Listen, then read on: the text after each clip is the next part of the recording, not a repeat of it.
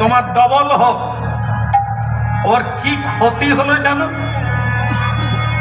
আমি ধন সম্পদ ডবলের কথা বলিনি, আমি বলেছি এই যে অশ্রদ্ধা, এই যে ক্ষুধার্তকে খাওয়ার দিলে না, আহার দিলে না, অনাহারীকে আর নির্বস্ত্রকে বস্ত্র দিলে না, আর যার বাড়িহীন জায়গাহীন তাকে আশ্রয় দিলে না, আমি তাকে বলেছি এই যে মনোভাব এইটা ডবল হোক, আরো দূরে সরে যাও। ঈশ্বরের সেবা, বৈষ্ণবের সেবা, সাধু সেবা থেকে আরো দূরে সরে যাও।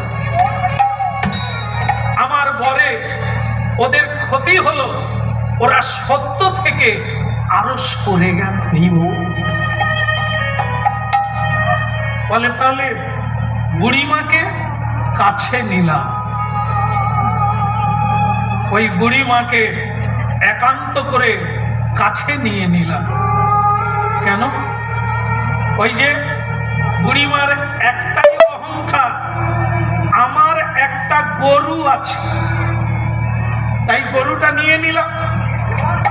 এখন একবার বুড়িমার কাছে যাও, বুড়িমা বলবে আমার কেউ নেই, আমার কিছু নেই, কেবল গোবিন্দ ছাড়া আর আমার কিছু।